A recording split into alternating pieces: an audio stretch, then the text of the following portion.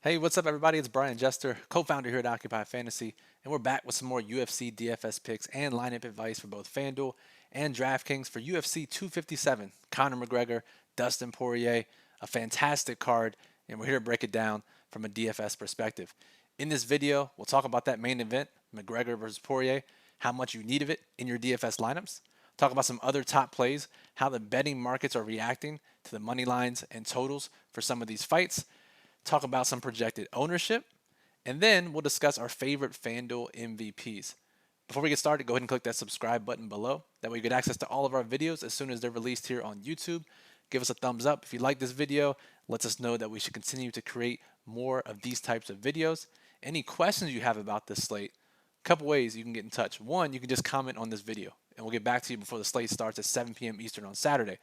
Two, you can jump in our Discord channel. Link is in the description below. Talk to us directly. Or you can tune into our live Twitch stream, 5:30 p.m. Eastern, twitch.tv/Occupy Fantasy. I will be there. One of our co-founders and our Occupy model creator, Moose, will be there. And then our recently hired Jake McIntyre, our UFC DFS writer, owner of MMA DFS.com, will be there to take all of your questions. What you're about to see on screen here is our Occupy model that ranks every fighter on the slate for both FanDuel and DraftKings. It's been revised and revamped for the new scoring system on DraftKings. And then you can also check out our MMA Daily Plug, written by the aforementioned Jake McIntyre. He highlights his top plays for the slate and then very specific lineup strategies for low risk and high risk FanDuel and DraftKings lineups. You want to check that out, occupyfantasy.com. All right, so let's scroll down here. Let's talk about this main event. I'm just going to filter out the main event in our model here. So Conor McGregor, Dustin Poirier. There's some main events when we play UFC DFS that we have to get one or the other, the underdog or the favorite, into our lineups because it's very likely that they score a ton of points. There's some main events, like last week we thought, that maybe you didn't have to do that. The 5 rounds didn't give that big of an edge compared to their ownership.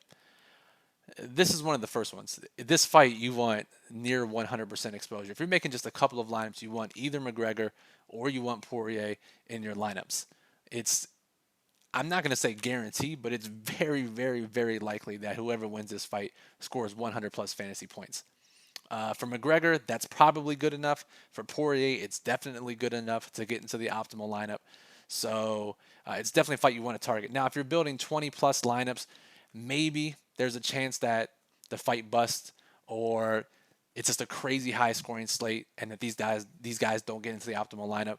But again, that's a very high risk approach and something you would only do for just a handful of lineups. For the vast majority of you listening to this, either McGregor, either Poirier in your lineups. Now, McGregor is going to be the most popular fighter on the slate. Our early ownership projections for DraftKings, 68% overall. FanDuel, 65% in the flex, 20% at the MVP spot. Just crazy, crazy ownership numbers. I mean, it makes sense. McGregor's popular. He's a minus 305 main event favorite. Has like 1 billion knockdowns in his career, always scores well in DFS. So it's no question why he's that highly owned. He's also, if we take this out, also our top ranked fighter in our Occupy model for both sites. Not surprising. So he's a great play. Poirier just provides leverage and is a little bit lower owned than a main event underdog should be, especially for someone who has his type of upside in this fight. So just keep that in mind. Again, you want to get one or the other in your high risk lineups. For your low risk lineups, on DraftKings especially because Poirier is so cheap, it's a common strategy people use to stack the fight, which means play both McGregor and Poirier, but only in your 50-50s double ups head-to-heads on DraftKings, where you can guarantee a 100-point score, and Poirier provides some salary relief. High risk contests, you never want to stack a fight, especially when there's 11 or 12 fights on a slate. So keep that in mind. One other, before we get into some of the top plays, note that there was some dropouts at weigh-ins on Friday, and now we have a new matchup. 2 guys dropped out, so their opponents are just going to fight each other. And we keep that in mind here with Sarukian. Arman Sarukian is going to fight Matt Favola. These guys are slated to fight other fighters. Now they're not. They're going to fight each other. And as a result, we see Sarukian with a massive line move from his original opponent. And he's now sitting, if you look at it here, a minus 875 favorite. We think that's a little high. The betting markets are still betting Sarukian. Still trying to figure out how owned he's going to be because technically he's underpriced now as the biggest favorite on the slate, and he's just $8,900 on DraftKings. I say but just $8,900, just $20 on FanDuel. So let's monitor his ownership throughout out the next 24 hours, because if he goes lower owned than he should, someone we want to play. If he gets too highly owned, it's not like he's a guy who's put up great FanDuel and DraftKings scoring. So it's an interesting situation. Frivola automatically becomes a great leverage play in high risk contests because of his low ownership and now his big money line. Okay, let's talk about some of these line moves. Just talked about Sarukian and what that line move means. We're going to sort by money line move in our Occupy model. And if you see on screen here, these odds are from Play Sugar House, our partner sportsbook. If you live in Iowa, Indiana, Illinois, Colorado, New Jersey, get access to some of our sports books, direct links, get deposit bonuses. You can check it out. Links in the Occupy model. We use odds from Play Sugar House, New Jersey. So here's some of the biggest line moves from the time these fights were able to be bet until now, how the betting markets have reacted to bets being taken.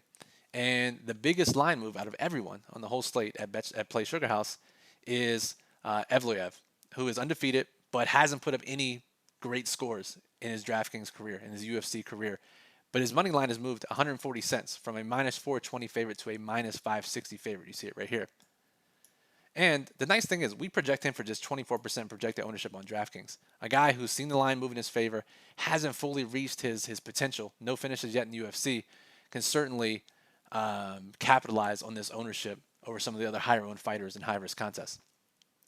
Sarukian, we talked about the 87-cent move already from the reopen of his line. McGregor, obviously popular, 65-cent move in his favor from minus 240 to minus 305, a massive move there. Amanda Rivas, who I don't think she's quite hit her ceiling yet, but this is her toughest opponent to date. 55-cent move in her favor. She's now minus 335. Projected to be one of the higher owned fighters, 34% on DraftKings, 39% on FanDuel.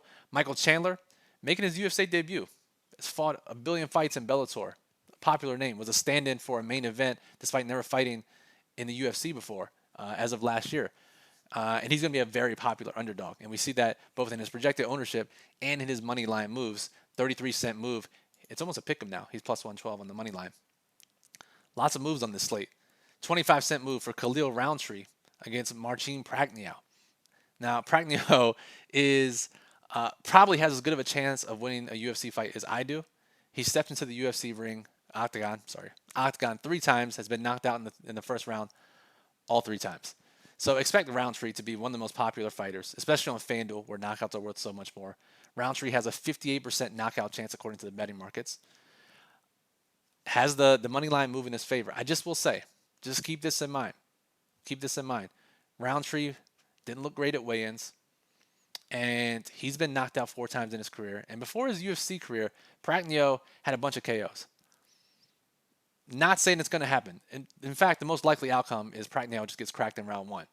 But there are some underlying metrics there that say this could be an upset. And if we get that upset and Roundtree loses and gets KO'd at 39% ownership, 30% ownership on DraftKings, wherever he ends up, and Prachnio, who's 16 to 23% projected ownership, would flip the slate. So keep that in mind, despite the line movements. Other line moves in their favor, Antonio Carlos Jr., 25-cent move. He's almost a pick 'em as well. And then a couple smaller moves for other fighters. So we talked about the line moves. We talked about the main event. Let's look at the highest round 1 KO percent chances. I'm going to sort in our Occupy model by KO percent chance. And these fighters typically, highest odds to win in round 1, typically very popular at FanDuel, especially at the MVP spot. Khalil Roundtree, who we talked about. Legit 50% chance, according to the betting markets, of getting a round 1 KO. That's how ridiculous this matchup is. McGregor, 36% chance. He has a 58% chance overall, but 36% chance of it coming in round 1. And maybe that's how he misses the optimal lineup. Maybe it's a weird round 1 KO, doesn't rack up the points. Maybe it's an early round 2 KO. Couple ways he fails. Not likely, but if he wins and gets a KO, definitely possible. Other round 1 high probabilities of a KO, we have Miradoff, who's right here, with a 22% chance. So a big drop-off after Roundtree and McGregor. Just 22% chance for Miradoff. where is he? Dan Hooker, 21%. Amanda Rivas, 18%. And Antonio Carlos, the underdog, with an 18% chance of a round 1 KO. Pretty rare to see an underdog on a 12-fight slate be top 6 in round 1 KO percentage. An underdog in MVP is a great, great high-risk approach on FanDuel. And that's how you win those GPPs on FanDuel with low-owned MVPs.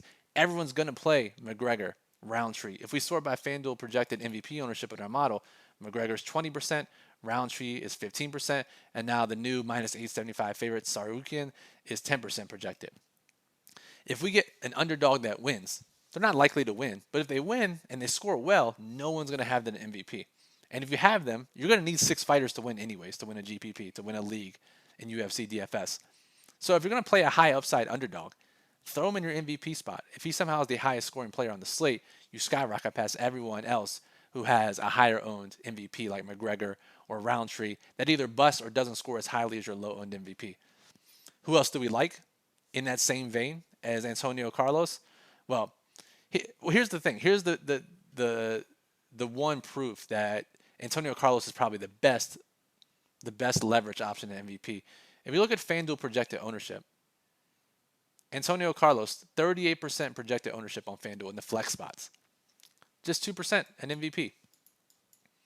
A 36% difference. Now, he's $11, and because he's $11, one of the cheapest fighters on the slate, no one's going to have the intestinal fortitude to click him into their MVP spot.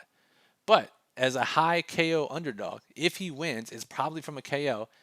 A decent chance it's in round 1. And if that happens, he's immediately in the mix for highest scorer on the slate.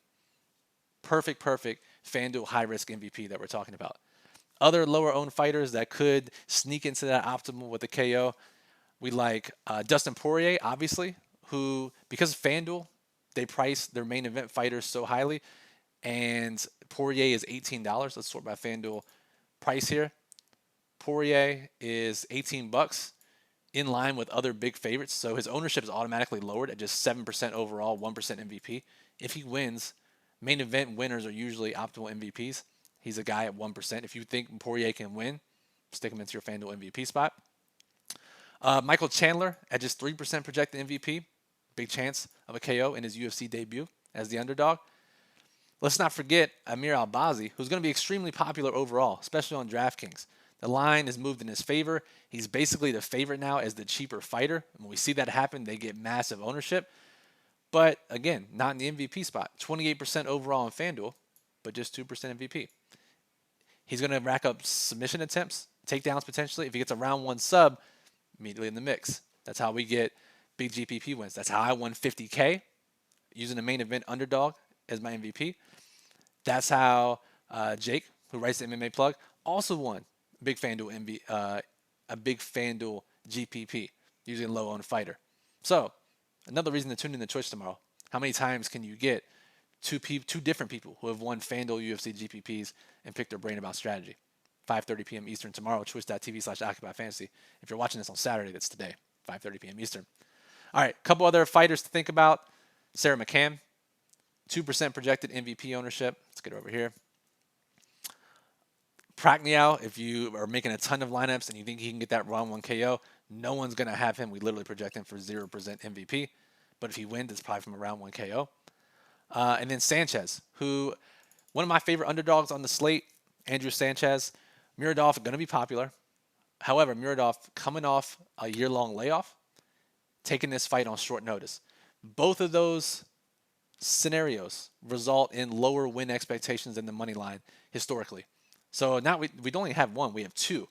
Layoff, short notice. And now we get to play an underdog. Sanchez projected it for just 6% on DraftKings, by the way, overall. 25% on FanDuel. Against an historically bad spot for a fighter. You'd love to see it. So again, that'll do it for this video. Hope you learned a lot. You can check out the MMA Daily Plug written by Jake McIntyre, our UFC DFS writer, owner of MMADFS.com, where he talks about his top plays, his favorite bets. Only missed one bet last week. You can use our partner sportsbooks to get a deposit bonus, make some of his favorite bets. Specific lineup strategies for DraftKings and FanDuel for this UFC 257 slate. You don't want to miss it. OccupyFantasy.com. Check out the Occupy model. Going to update live throughout Friday evening into Saturday until the slate starts with any line moves or any changes in projections. And then, of course, our live Twitch stream, twitch.tv/Occupy Fantasy, 5:30 p.m. Eastern, Saturday. All right. Appreciate you all listening. Be sure to subscribe, get our latest videos.